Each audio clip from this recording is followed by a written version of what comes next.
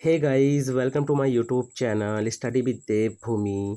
Friends, आज हम लोग इस वीडियो में उत्तराखंड में पुरा प्रजातियां वाला जो चैप्टर है इसको पढ़ेंगे। ठीक है, तो उत्तराखंड में जो है पुरा प्रजातियां से एक क्वेश्चन बनता ही है। और जैसा आपको पता है, देखिए 9 जुलाई को जो हमारा एग्ज़ाम हुआ है, 9 जुलाई को, ठीक है, वीडियो का ये एग्ज़ाम जो है काफ़ी मॉडरेट टू हार्ड था। ठीक है, क्योंकि इसमें जो है देखिए जो सिंगल क्वेश्चन होता है उसको बच्चा पढ़ता है और सीधा टिक करके आगे चला जाता है। अब इसमें 4 ऑप्शन दिए हुए हैं, ठीक है, फिर उनको मिलाना है, फिर आगे वाला मिलाना है। तो इसमें जो है आपको देखो बच्चों को काफ़ी टाइम लगा और कुछ जो है क्वेश्चन उनके कम से कम 10-12 क्वेश्चन उनके छूट गए हैं, टाइम जो है कम था। क्योंकि अब ऐसा नहीं है कि आप मान के चलो 4 ऑप्शन को मिलाएँगे तो उसमें काफ़ी टाइम लगता है, ठीक है? अब सिंगल क्वेश्चन जो होता है उसको आप एकदम करते हो और आगे बढ़ जाते हो। तो अब जो है देखिए आयोग ने पैटर्न अपना चेंज कर दिया है और हो सकता है कि आने वाले जितने भी एग्ज़ाम हों, ठीक है? वो इसी लेवल के एग्ज़ाम होंगे। क्योंकि जैसा आपको पता है देखिए यूकेपीसीएस का आरओ, एआरओ आने वाला है। फिर से उत्तराखंड पुलिस की वैकेंसी आने वाली है जो 1500 के आस-पास हैं। कनिष्ठ सहायक के जो कनिष्ठ सहायक है उसके भी भर्ती लगभग 500 कुछ के आस-पास है और बीडीओ, बीपीडीओ की भी जो वैकेंसी जो है नई वाली न्यू आने वाली हैं। तो आपके पास काफ़ी अच्छी अपॉर्चुनिटी है। जो बच्चे हताश हो गए देखिए उनके पास एक जो अच्छा चांस है, वो अपनी तैयारी को कंटिन्यू रखें। ऐसा नहीं है कि हाँ भाई ये एग्ज़ाम गलत हो गया तो आपने त मतलब अच्छा नहीं पढ़ा है। काफ़ी अच्छे-अच्छे बच्चों का जो है ना देखिए एग्ज़ाम ख़राब हुआ है। अब ऐसा नहीं है कि आपका एग्ज़ाम ख़राब हो गया तो आपको आगे का एग्ज़ाम देना नहीं है। क्योंकि आप देखिए मान के चलो मेरिट 65 पे भी गई, आप 60 मान के चलो या 60 के पास गई, आप 55 पे हो तो काफ़ी पास हो ना, तो आपको हारने की ज़रूरत नहीं है, आप पढ़ाई कंटिन्यू करते रहो। तो चलिए ज़्यादा टाइम ना ख़राब करते वीडियो को शुरू करते हैं। तो चलिए उत्तराखंड में पुरा प्रजातियां या इनको आदि निवासी भी बोलते हैं, ठीक है, उत्तराखंड के आदि निवासी या उत्तराखंड में पुरा प्रजातियां। तो सबसे पहले आता है कोल, ठीक है, यहाँ से क्वेश्चन बनता है, याद रखना काफ़ी महत्वपूर्ण क्वेश्चन बनता है यहाँ से और बना भी है कि उत्तराखंड में आने वाली प्रथम प्रजाति समूह है। तो आपका आंसर हो जाएगा कॉल। ठीक है, क्वेश्चन ये बनता है, अगर क्वेश्चन आपसे पूछ लेता है कि डॉक्टर शिव प्रसाद डबराल के अनुसार, ठीक है, उत्तराखंड के आदि निवासी हैं, तब भी आपका आंसर क्या हो जाएगा? कॉल। क्वेश्चन आपसे पूछेगा क्योंकि देखिए जो प्रसिद्ध हमारे पाश्चात्य विद्वान है गियर्सन, ठीक है, जॉर्ज गियर्सन, उनके अनुसार जो कुमाऊँ और गढ़वाल के आदि निवासी हैं वो कौन माने जाते हैं? वो माने जाते हैं किरात। कौन माने जाते हैं? किरात। पर एग्जामिनर जैसा आपसे क्वेश्चन पूछेगा आपको वैसा आंसर देना है, क्योंकि आप पता है एग्जामिनर जो है हमेशा क्वेश्चन घुमा के पूछता है। तो अब देखिए उत्तराखंड में जो आने वाले प्रथम प्रजाति समूह था ये कौन सा था? कौल। कौन सा था? कौल। अब देखिए जो साहित्य ग्रंथ हैं उनमें कौल का वर्णन मिलता है मुंड या सबर नाम से। तो आप याद रखना जो साहित्य ग्रंथ है उसमें कौल को किस नाम से जाना जाता है? मुंड या सबर नाम से जाना जाता है। ये इंपॉर्टेंट नोट है कि डॉक्टर शिव प्रसाद डबराल के अनुसार कौल या मुंड या सबर जाति उत्तराखंड के आदि निवासी हैं। ठीक है, तो यहाँ से महत्वपूर्ण क्वेश्चन बन जाता है। उसके बाद है डॉक्टर शिव प्रसाद डबराल देखिए कौल या मुंड को हिमालय क्षेत्र की प्राचीनतम जाति मानते हैं। तो क्वेश्चन यहीं से पूछ लेगा वो कि शिव प्रसाद डबराल के अनुसार हिमालय क्षेत्र की प्राचीनतम पुराजाति या आदि निवासी या जाति कौन सी है? तो कौल या मुंड या इसको सबर भी कहते हैं। ठीक है, तो आपको जैसे एग्जामिनर क्वेश्चन करेगा आपको वैसा आंसर करना है। कौल प्रजाति देखिए नाग पूजा के साथ साथ जो है लिंग पूजा भी करते थे। इसमें ये प्रथा है एक या आप याद रखना, तो प्रथा जो है किसी भी जनजाति हो या आदि निवासी हो उनकी प्रथाएं जो है काफ़ी महत्वपूर्ण होती हैं। कुमार कुमारी प्रथा, तो कुमार कुमारी प्रथा जो है ये कौलों से संबंधित है। ठीक है, कौल मुंडिया सबर से संबंधित है। ये सामाजिक जीवन की एक प्रमुख प्रथा है, यानी ये पूछ लिया किस तरह की प्रथा है, तो सामाजिक जीवन की एक प्रमुख प्रथा है। इस प्रथा में देखिए भोटांतिक प्रभाव दिखता है। कैसा प्रभाव दिखता है? भोटांतिक प्रभाव दिखता है। भोटांतिक को देखिए शोका भी कहते हैं, इसको आगे पढ़ेंगे हम लोग। अगला है किरात प्रजाति या क्रास समूह। ठीक है, तो देखिए प्रसिद्ध पाश्चात्य विद्वान गियर्सन के अनुसार कुमाऊं व गढ़वाल के आदि निवासी कौन माने जाते हैं? किरात। कौन माने जाते हैं? किरात। अब देखिए डॉक्टर शिव प्रसाद डबराल के अनुसार जो उत्तराखंड की प्राचीनतम जाति है वो कौन सी है? कौल। और गियर्सन के अनुसार कुमाऊं व गढ़वाल की किरात। तो दोनों क्वेश्चन जो है वो अलग तरीके से आपसे पूछेगा।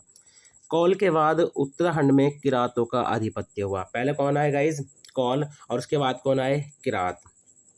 अब देखिए किरात को जो है किन्नर या किर के नाम से भी जानते हैं। किस नाम से जानते हैं? किन्नर या किर भी कहा जाता है। किरातों को देखिए स्कंद पुराण में किस नाम से जाना जाता है? भिल्ल। क्या कहा जाता है इनको? स्कंद पुराण में भिल्ल कहा गया है। किरात प्रजाति जो है देखिए भ्रमणकारी, पशुपालक व आखेटक जाति है। यानी किरात प्रजाति देखिए भ्रमणकारी हैं, पशुपालक हैं और आखेटक जाति थी। भाषा या बोली इनकी आप जरूर याद रखना, क्योंकि एग्जाम में पहले भी पूछी गई है। इनकी भाषा है मुंडा, या कह सकते हैं बोली। अब देखिए पर्वतीय क्षेत्रों में गंगा की घाटियों के निवासी को क्या कहते हैं? किरात। आप याद रखना, एग्जाम में अगर आपसे पूछता है कि पर्वतीय क्षेत्रों में गंगा की घाटियों के निवासी को क्या कहते हैं, तो क्या बोलते हैं? किरात। क्या बोलते हैं गाइस? किरात। अब देखिए जो प्राचीन ग्रंथों में गंगा एवं माता दुर्गा पार्वती को भी क्या कहा गया है? किरात कहा गया है। यूनानी राजदूत जो मेगास्थनीज है, जिसकी पुस्तक है गाइस इंडिका, याद रखना इनकी पुस्तक भी पूछी जाती है मेगास्थनीज की। तो इन्होंने अपनी पुस्तक में जो है किरातों का वर्णन किया है। और देखिए जो महाभारत का आप याद रखना सभा वन पर्व है, कौन सा है ये? सभा वन पर्व है। इसके अनुसार जो है किरातों ने अपने नेता शिव के झंडे के नीचे अर्जुन से युद्ध किया था। ठीक है, और किरातों के साथ अर्जुन का ये युद्ध जो है देखिए बिल्व पर्वत पे हुआ था। किस पर्वत पे हुआ था? बिल्व पर्वत पर, जो बिल्व केदार है उस पर हुआ था, और जिसको शिवप्रयाग कहा जाता है। क्या कहा जाता है? शिवप्रयाग कहा जाता है। अब देखिए मत्स्य पुराण एवं मार्कंडेय पुराण में भी जो है किरातों का वर्णन मिलता है। क्वेश्चन इस तरह से पूछेगा वो कि निम्नलिखित में से किस में किरातों का वर्णन नहीं मिलता है, तो एक अलग से वो आपको एक महाकाव्य या पुराण या कुछ भी दे देगा। ठीक है, अगर आपने ये सब पढ़ रखे हैं मत्स्य पुराण, मार्कंडेय, ठीक है, मार्कंडेय या फिर महाभारत का सभा पर्व या कालिदास का रघुवंश काव्य है, तो आप आराम से इस क्वेश्चन को कर देंगे। तो कालिदास का जो रघुवंश महाकाव्य है इसमें भी किरातों का जो है वर्णन मिलता है। उसके अलावा देखिए बाणभट्ट की जो पुस्तक है कादम्बरी, इस क्षेत्र में किरातों के निवास की पुष्टि की गई है। बारामिहिर की बाराही संहिता में भी देखिए किरातों का वर्णन मिलता है। ठीक है, तो यहाँ से आप याद रखना कि महाभारत का सभा वन पर्व हो, मत्स्य पुराण हो, मार्कंडेय पुराण हो, या रघुवंश काव्य हो, कादम्बरी हो, या बारामिहिर की बाराही संहिता हो, इन सभी में जो किरातों का वर्णन मिलता है। अब देखिए जो आर्य हैं, आर्यों ने किरातों को क्या कहा है? शूद्रा या अर्ध शूद्रा। तो यहाँ से क्वेश्चन बनने के चांस ज़्यादा हो जाते हैं। या तो इस तरह से पूछ लेगा आर्यों ने किन्हें जो है शूद्रा या अर्ध शूद्रा कहा है, या क्वेश्चन बन रखा है कि निम्नलिखित में से किसने किरातों को शूद्रा या अर्ध शूद्रा कहा है। तो किसी भी तरह से एग्जामिनर जो है घुमा फिरा के क्वेश्चन पूछ लेगा, और आजकल जो है एग्जामिनर क्वेश्चन इसी तरह से पूछ भी रहा है। सप्त सिंधु के अनुसार देखिए किरात भी आर्य जाति के थे, यानी सप्त सिंधु के अनुसार किरात भी आर्य जाति के थे।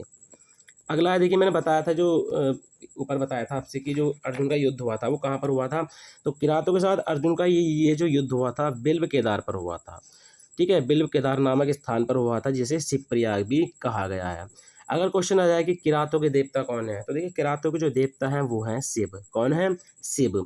वर्तमान में देखिए अस्कोट, पिथौरागढ़ और डीडीहाट नामक स्थानों पर जो है किरातों के वंशज निवास करते हैं, या कह सकते हैं कि रहते हैं। अगला है खस प्रजाति। अब देखिए खस प्रजाति से भी देखिए क्वेश्चन कई बार बने हैं। ठीक है, खस प्रजाति से भी जो है क्वेश्चन कई बार बने हैं। तो खस शब्द जो है देखिए संस्कृत के क्षेत्रीय शब्द से बना है। किससे बना है? क्षेत्रीय शब्द से आया है। किरातों के बाद देखिए उत्तराखंड में खस प्रजाति का उल्लेख मिलता है। पहले कौन आए थे? कौल, उनके बाद आए किरात, और अब कौन आए हैं? खस। तो ये सिक्वेल भी जो है एग्जाम पूछ लेता है कि आप इनको आने के क्रम में लगाइए, कौन पहला आया कौन बाद में आया। तो ये आपको याद होना चाहिए कि कौन पहला आया और कौन बाद में आया था। तो किरातों के बाद उत्तराखंड में खस प्रजाति का उल्लेख मिलता है। 1885 यानी 1885 में खसों को शूद्र वर्ग में सम्मिलित किया गया। काफ़ी इंपॉर्टेंट फैक्ट हो जाता है। और देखिए जो राजशेखर के काव्य मीमांसा है, इसके अनुसार उस समय महाभारत के युद्ध में, याद रखेंगे जिस समय महाभारत का युद्ध था उस टाइम की बात चल रही है, तो मध्य हिमालय के कार्तिकेयपुर नगर में खसाधिपति का राज्य था। ठीक है, तो क्वेश्चन पूछ लेगा कि किसकी मीमांसा के अनुसार या किसके अनुसार। ठीक है, महाभारत के युद्ध के समय मध्य हिमालय में कार्तिकेयपुर जो नगर था वहाँ पे किसका राज्य जो है स्थापित था, तो जो खसाधिपति थे उनका राज्य स्थापित था।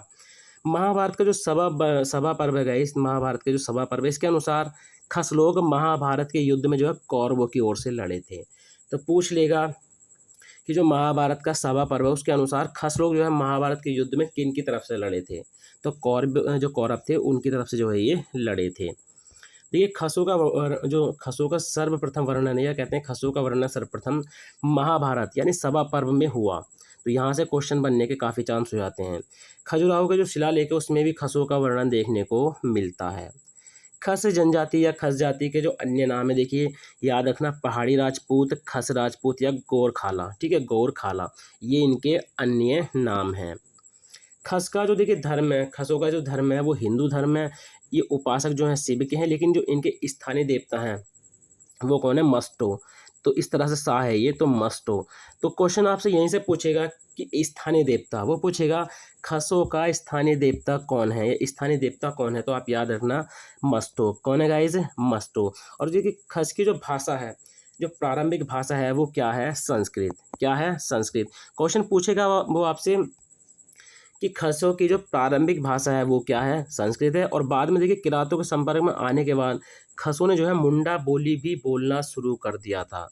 तो आपने पढ़ रखा होगा कि संस्कृत भी इनकी भाषा थी और मुंडा भी इनकी मतलब भाषा थी। लेकिन क्वेश्चन आप याद रखना कि प्रारंभिक पूछ लेगा आपसे या बाद वाली पूछ लेगा, वो आपने एग्जामिनर जो क्वेश्चन पूछेगा उसके अकॉर्डिंग आपने करना है। तो खसों की जो देखिए प्रारंभिक भाषा थी ये संस्कृत थी, और बाद में इन्होंने जो किरातों के जब संपर्क में आए थे तो इन्होंने मुंडा बोली को भी बोलना शुरू कर दिया था। खसों का जो मुख्य व्यवसाय था ये पशुपालन व कृषि था। क्या था? पशुपालन व कृषि। अब देखिए खसों की प्रथाएं हैं, पूछी भी रखी है, टिकुआ प्रथा भी पूछ रखी है, झटेला प्रथा भी यहाँ पे पूछ रखी है।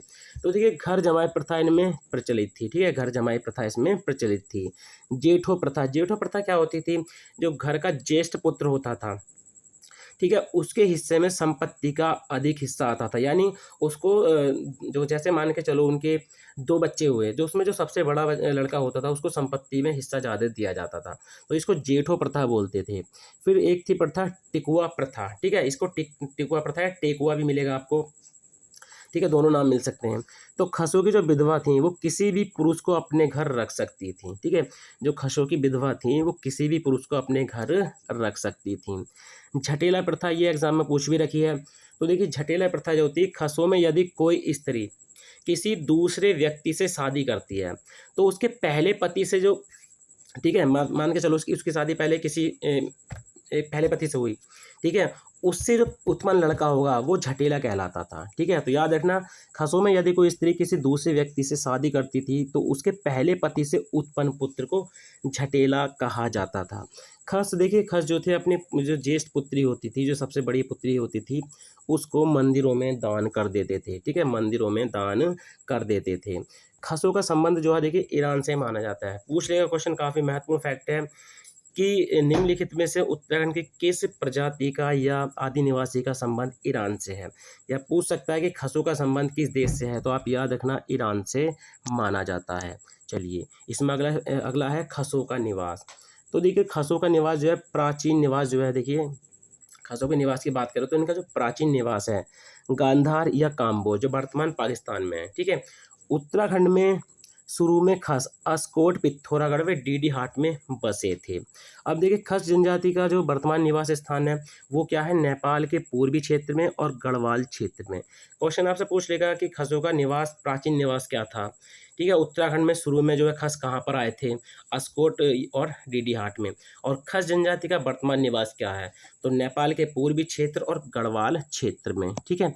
चलिए इसमें देखिए महत्वपूर्ण एक तथ्य है, आप याद रखना कि गढ़वाल व कुमाऊं में बौद्ध धर्म का सर्वाधिक प्रचार प्रसार जो हुआ था, ठीक है, ये खसों के समय हुआ था, ठीक है। एग्जाम में पूछ भी रखा, कई बार ये क्वेश्चन पूछा है कि गढ़वाल व कुमाऊं में बौद्ध धर्म का सर्वाधिक प्रचार प्रसार किसके समय में हुआ था? तो खसों के समय में हुआ था, ठीक है। मोस्ट इंपॉर्टेंट जो है ये फैक्ट है गाइज। अगला है देखिए भोटांतिक या सोका प्रजाति, ठीक है, भोटांतिक या सोका प्रजाति। तो देखिए काली नदी घाटियों में रहने वाली भोटिया प्रजाति को ही क्या बोलते हैं? सोका कहते हैं, ठीक है। काली नदी घाटियों में रहने वाली भोटिया प्रजाति को सोका कहते हैं। सोका एक प्रकार का व्यापारिक प्रजाति है, ठीक है, सोका जो है एक प्रकार की व्यापारिक प्रजाति है। भोटांतिकों के जो समूह होते हैं उनको कुंच कहा जाता है। क्या कहा जाता है? कुंच कहा जाता है। भोटांतिकों की देखिए जो उपजाति है राठ या संगोत, इसमें ये विभक्त थी, और राठ को जो है भोटिया लोग बरादरी का सूचक मानते थे। अब देखिए जो राठ थे इनके अंदर आने वाले परिवारों के बीच वैवाहिक संबंध जो है स्थापित नहीं होते थे। यानी राठ के अंदर आने वाले जितने परिवार होते थे उनके अंदर वैवाहिक संबंध स्थापित नहीं होते थे। 1962 से कई बार क्वेश्चन पूछा गया है, याद भी रखना। 1962 तक भोटिया लोग तिब्बत से व्यापार करते थे। अब देखिए ये शुरुआत कब हुई थी, तो तिब्बत व अंग्रेजों के बीच समझौते के आधार पर भोटिया जाति को 1914, ठीक है, शुरुआत कब हुई थी व्यापार की तिब्बत से, मतलब भोटिया लोग तिब्बत से व्यापार कब से कर रहे हैं, 1914 से तिब्बत से व्यापार करने की जो है छूट प्राप्त हुई थी। और इस पर रोक देखिए जो कब लगी थी, 1962 तक जो है भोटिया लोग तिब्बत से व्यापार करते थे। तो आपको दोनों पूछ सकता है शुरुआत कब हुई और जब इसको बंद कब तक कर दिया था, ठीक है। तो 1962 तक जो है भोटिया लोग तिब्बत से व्यापार करते थे। चलिए, भोटांतिक जो है शोका की इनकी प्रजातियाँ, ठीक है, इनकी अनेक उपजातियाँ थीं, जैसे गरव्याल, गुंजियाल, मर्तोलिया, टोलिया या पांगती, ठीक है। तो ये इनकी उपजातियाँ थीं। देखिए इनकी प्रथा भी आप याद रखना, रणवण प्रथा, ठीक है, रणवण प्रथा। तो दारमा व व्यास घाटी में रहने वाले भोटांतिक, ठीक है, इनसे संबंधित है रणवण प्रथा। घूरमा देवता, तो भोटिया लोग पूजा वर्षा के देवता, तो ये वर्षा के देवता है, आप याद रखना। घूरमा देवता जो है भोटिया लोगों के पूजा के देव, जो वो वर्षा है, ठीक है, वर्षा है, उसके ये पूज्य देवता हैं। कौन, घूरमा देवता और घबला देवता। ये भोटिया लोग इन देवता की पूजा जो है देखिए जो संपत्ति व्यापार है उससे संबंधित है, ठीक है। तो जो संपत्ति व्यापार से संबंधित देवता है वो कौन है, घबला। और वर्षा के देवता कौन है, तो ये हैं घूरमा देवता। तो यहाँ से आपसे पूछ लेगा, क्योंकि देवता भी जो है काफ़ी इंपॉर्टेंट होते हैं। उसके अलावा इसी क्वेश्चन को आप जरूर याद रखना, किसी भी तरह से आपसे घुमा फिरा कर क्वेश्चन पूछ सकता है कि उत्तराखंड की सबसे प्राचीनतम उपजाति कौन सी है, या ग्यारसन के अनुसार, या फिर शिव प्रसाद डबराल के अनुसार, किसी भी तरह से आपसे क्वेश्चन एग्जामिनर पूछ लेगा। तो गाइज देखिए जितनी भी वीडियो मेरी अब आएंगी वो इसी तरह से नोट्स की तरह आएंगी गाइज, ठीक है। तो मैं कोशिश करूँगा आगे से थोड़ा सा इनको थोड़ा अच्छी तरह से और बड़ा बड़ा लिख पाऊँ। वैसे आप कमेंट करके बताना कि आपको वीडियो में कहीं कोई दिक्कत तो नहीं हुई है किसी भी लाइन में, ठीक है। अगर आपको वीडियो 1% भी अच्छी लगती है तो वीडियो को लाइक करें, कमेंट करें और वीडियो को अपने दोस्तों के साथ ज़रूर शेयर करें। तो चलिए मिलते हैं अपनी नेक्स्ट वीडियो में। Thank you for watching.